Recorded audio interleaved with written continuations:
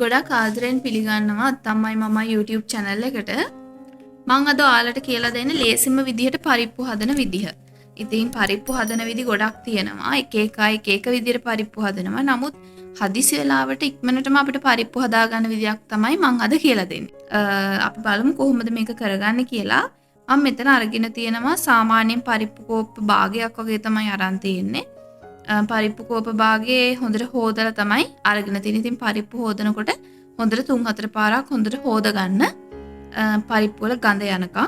ඊළඟට මම ඒකට එකතු කරගන්නවා රම්ප කෑල්ලක්, ඊළඟට කරපිංච ටිකක්, අමු මිරිස් ටිකක්, ලුණු ටිකක්. ඊළඟට මම එකතු කරනවා කහ කුඩු තේ හැඳි කාලක්, රසානුව ලුණු කුඩු, මිරිස් කුඩු තේ හැඳක් එකතු කරලා මම මේකට උකු කිරි, දිය කිරි ඔක්කොම ටික දාගන්නවා. දාලා ගොඩක්ම කිරි දාන්නෙත් නැහැ. ඊළඟට මම අබ කුඩු ටිකක් දාගන්නවා. තේ හැඳි කාලක් වගේ වෙන්න. ඊළඟට උළු හාල්ලට කීපෙකුත් දාගන්නවා. දාලා දැන් මම මේක ලිපේ තියාගන්නවා. ඉතින් පරිප්පු එක උතුරගෙන එනකොට අපි මේක හොඳට කලවම් කරගන්න ඕන. කැටි ගැහුනොත් පරිප්පු එක රස නැති වෙන්න පුළුවන්. ඉතින් හදිසි වෙලාවට මෙන්න මේ විදිහට තමයි පරිප්පු හදාගන්නේ. ඉතින් මේක හරි සුවඳයි දැන් තැම්බෙනකොට කිරි කැටි ගැසීගෙන එනකොට ඔයාලා ඒක හොඳට කලවම් කරගන්න. වැඩි කින්දරේ තමයි පරිප්පු එක හදාගන්නේ.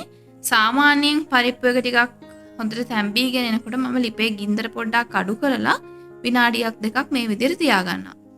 ඉතින් මෙහෙම තමයි තියෙන්නේ. මේක ගොඩාක් ඇට බෙරි වෙලත් නැහැ. සාමාන්‍ය ඇට ගතියට වගේ තියෙනවා. ඉතින් හරි රසයි මෙහෙම පරිප්පු හදාගත්තම. සමහර අය පරිප්පු වලට 3-5 දානවා. නමුත් 3-5 දැම්මට පස්සේ පරිප්පු එකෙන් එන්නේ 3-5 රහ 3 පරිප්පු රස නෙමෙයි.